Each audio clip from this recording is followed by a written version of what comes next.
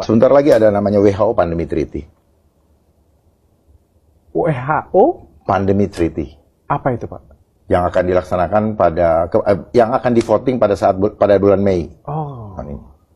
Apa itu? WHO akan mengambil alih kedaulatan tubuh setiap bangsa di dunia.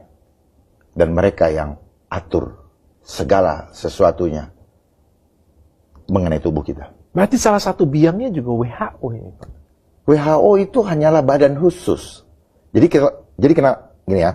Salah satu. Jadi ya. Jadi yang bermain ini adalah United Nations.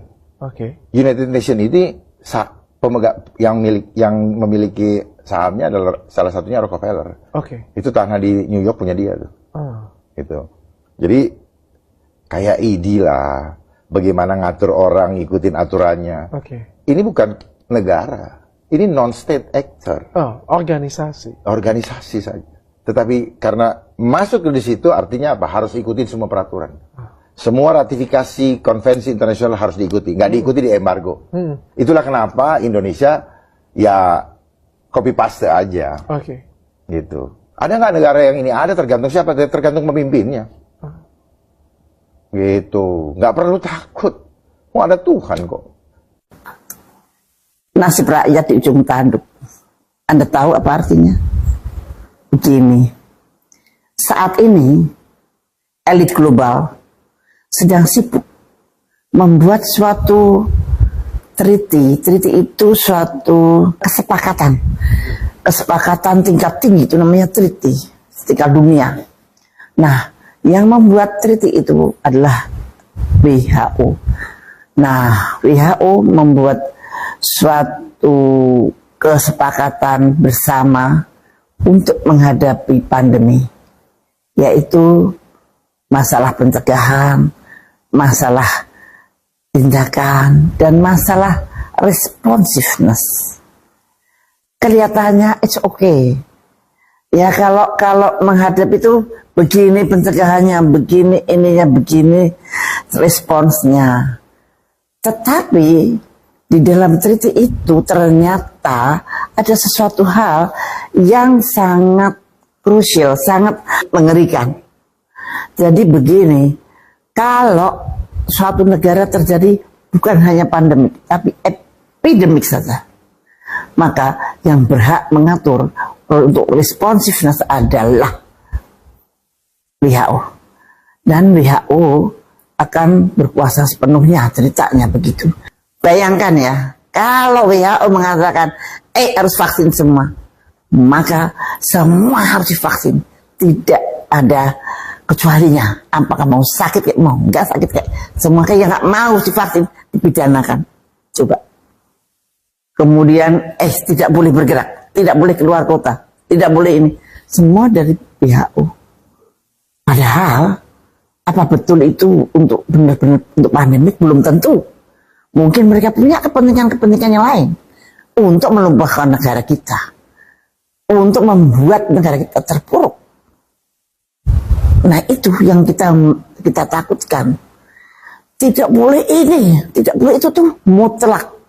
Tidak seperti COVID kemarin. Kalau COVID kemarin Pak Jokowi masih bisa entar dulu.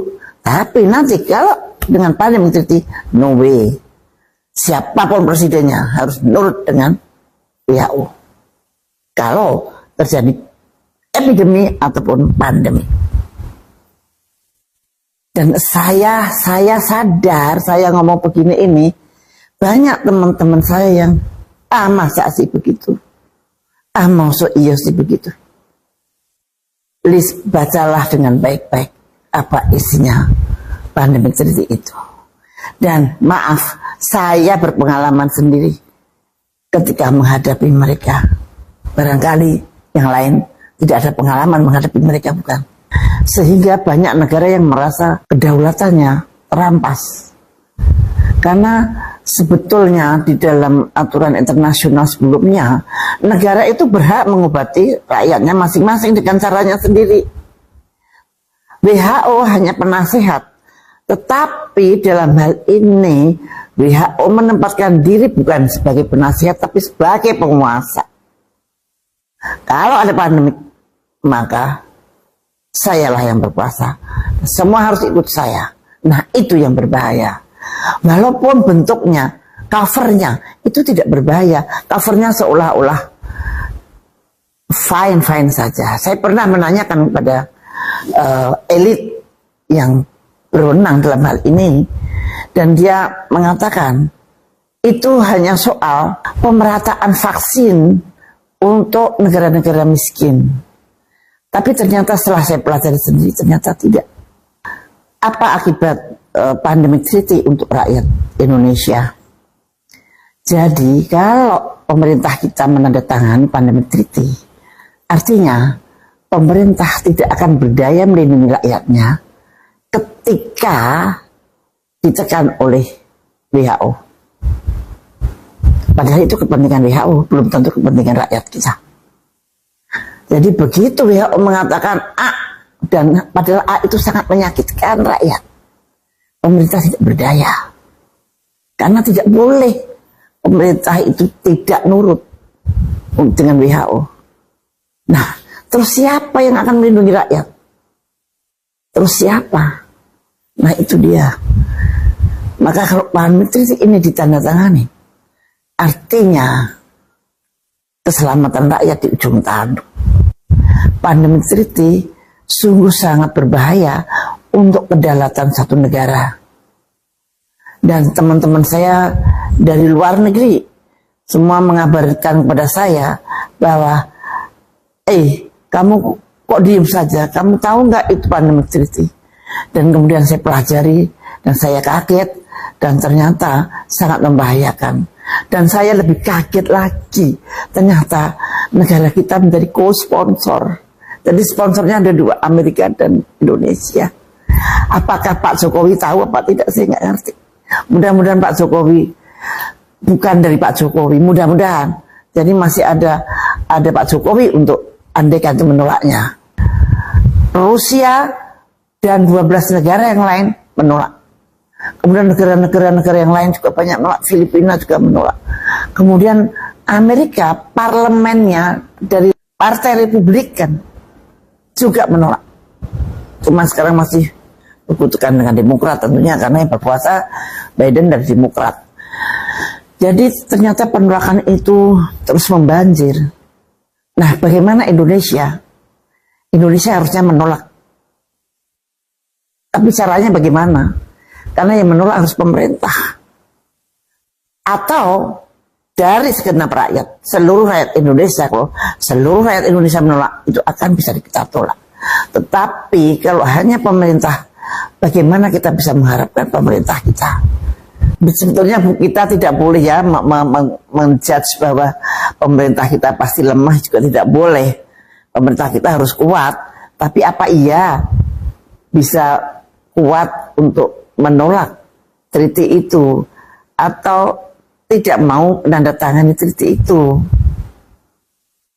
Tolong pemerintah, para elit yang kira-kira berkaitan dengan urusan ini, tolong dikaji lagi. Kami bersedia untuk memberikan masukan. Karena ada hal-hal yang berbahaya kadang-kadang diselipkan sehingga Anda tidak bisa mengerti. Ini pengalaman saya ketika saya menghentikan pandemi yang akan terjadi pada waktu itu, yaitu pandemi flu burung. Ini pengalaman saya pribadi. Dan sangat sayang kalau pengalaman saya pribadi ini tidak saya sumbangkan untuk negara saya.